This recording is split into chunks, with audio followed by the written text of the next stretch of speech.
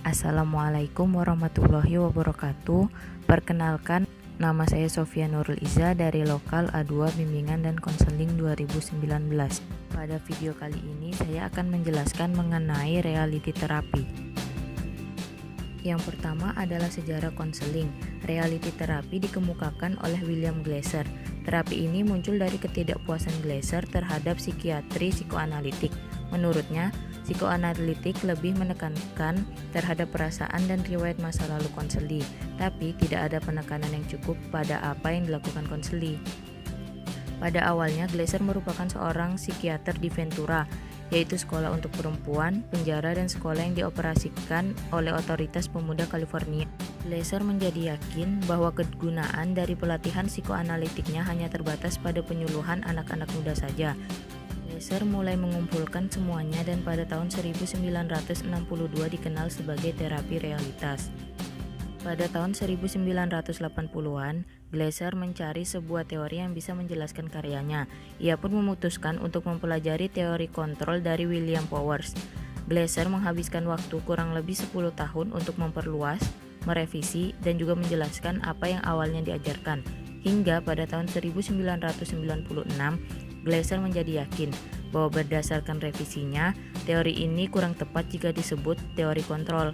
Maka ia mengubah namanya menjadi teori pilihan yang menggambarkan semua yang ia kembangkan. Inti dari realitas terapi ini sekarang diajarkan ke seluruh dunia bahwa kita bertanggung jawab atas apa yang kita lakukan. Yang kedua yaitu hakikat manusia. Nah, teori ini berpendapat bahwa kita itu tidak dilahirkan seperti papan tulis yang kosong yang menunggu dimotivasi dari lingkungan sekitar kita. Tetapi kita dilahirkan dengan 5 genetika, yaitu kebutuhan kelangsungan hidup, cinta dan rasa memiliki, kekuatan atau prestasi, kebebasan atau kemerdekaan, dan juga kesenangan. Nah, semua hal itu mengendalikan kehidupan kita. Setiap dari kita memiliki 5 kebutuhan tersebut, tetapi kekuatannya bervariasi. Misalnya, kita semua memiliki kebutuhan untuk cinta dan rasa memiliki, tetapi sebagian dari kita membutuhkan lebih banyak cinta daripada yang lainnya.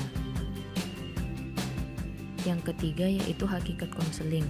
Praktik realitas terapi dapat dikonseptualisasikan sebagai siklus konseling yang terdiri dari 2 komponen utama. Yang pertama yaitu membuat lingkungan konseling, dan yang kedua menerapkan prosedur khusus yang mengakibatkan perubahan lingkungan. Siklus konseling dimulai dengan menciptakan hubungan yang baik dengan klien. Konseli dapat mengeksplorasi diri mereka sendiri dan membuat evaluasi seberapa efektif mereka dalam mendapatkan apa yang mereka inginkan. Jika konseli memutuskan untuk mencoba perilaku baru, maka mereka harus membuat rencana yang dapat membuat perubahan dan juga berkomitmen untuk rencana tersebut. Yang keempat yaitu mekanisme pengubahan. Nah, yang pertama itu befriend atau konselor menunjukkan keterlibatan pada konseli. Pada tahap ini, konselor mengawali pertemuan dengan sikap hangat dan menaruh perhatian pada hubungan yang sedang dibangun. Hubungan yang terbangun antara konselor dan konseli sangat penting, sebab konseli akan terbuka dan bersedia menjalani proses konseling jika ia merasa bahwa konselor terlibat, bersahabat, dan dapat dipercaya. Mengapa seorang konselor perlu menunjukkan sikap bersahabat?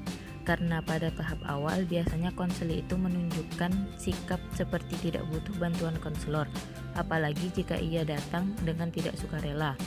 Meskipun konseli menunjukkan ketidaksenangan, konselor harus tetap menunjukkan sikap ramah dan sopan, tetap tenang dan tidak mengintimidasi konseli. Yang kedua, terapi realistis membantu konseli dalam menemukan keinginan dan harapan mereka. Jadi konselor itu bertanya, apa keinginan dari konseli yang dapat dibantu dalam menemukan apa yang mereka inginkan dari proses konseling dan dari dunia di sekitar mereka. Hal ini berguna bagi konseli untuk menemukan apa yang mereka harapkan dan inginkan dari konselor dan dari diri mereka sendiri. Yang ketiga yaitu doing. Di awal konseling penting untuk mendiskusikan dengan konseli secara keseluruhan arah dari kehidupan mereka. Eksplorasi ini adalah awal untuk evaluasi berikutnya, apakah itu adalah arah yang diinginkan. Misalnya, konseli mengungkapkan setiap kali menghadapi ujian ia mengalami kecemasan yang luar biasa. Dalam pandangan konseling realita, yang harus diatasi bukan kecemasan konseli, melainkan hal-hal apa yang telah dilakukan untuk menghadapi ujian. Yang keempat yaitu evaluasi. Nah, di sini konselor menanyakan apakah yang dilakukan konseli dapat membantunya keluar dari permasalahan atau malah sebaliknya. Di sini konselor tidak menilai benar atau salah perilaku konseli, tetapi membimbing konseli untuk menilai perilakunya saat ini.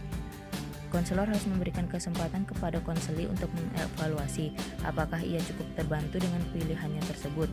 Kemudian bertanya kepada konseli apakah pilihan perilakunya dapat memenuhi apa yang menjadi kebutuhan konseli saat itu.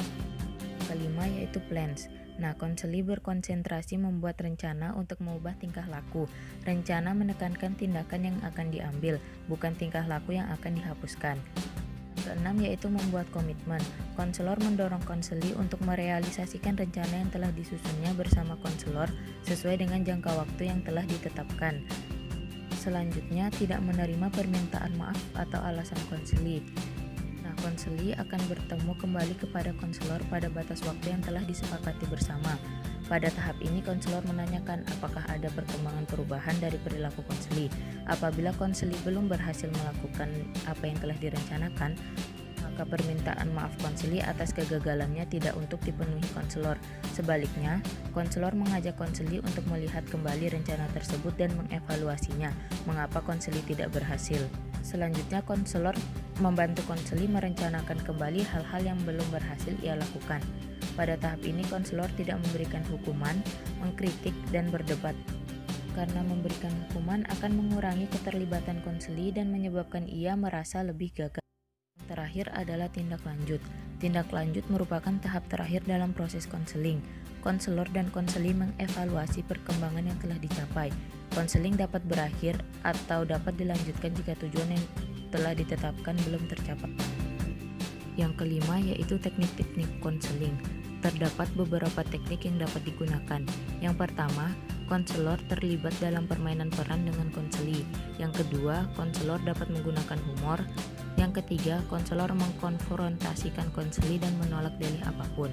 Yang keempat, membantu konseli dalam merumuskan rencana-rencana yang spesifik untuk tindakan ke depannya.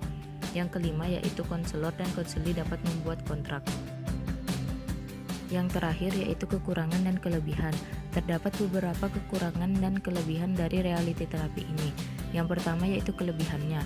Terapi ini fleksibel, jadi dapat diterapkan dalam konseling individu maupun kelompok. Terapi ini tepat diterapkan dalam perawatan penyimpangan perilaku, penyalahgunaan obat, dan juga penyimpangan kepribadian. Terapi realistis juga meningkatkan tanggung jawab dan kebebasan dalam diri individu tanpa menyalahkan atau mengkritik seluruh kepribadiannya. Namun, pendekatan ini juga memiliki beberapa kelemahan. Yang pertama, terlalu menekankan pada tingkah laku masa kini, sehingga terkadang mengabaikan konsep lain seperti alam bawah sadar dan riwayat pribadi. Kedua, terapi realistis bergantung pada terciptanya suatu hubungan yang baik antara konselor dan konseli. Dan yang terakhir, terapi ini bergantung pada interaksi verbal dan komunikasi dua arah.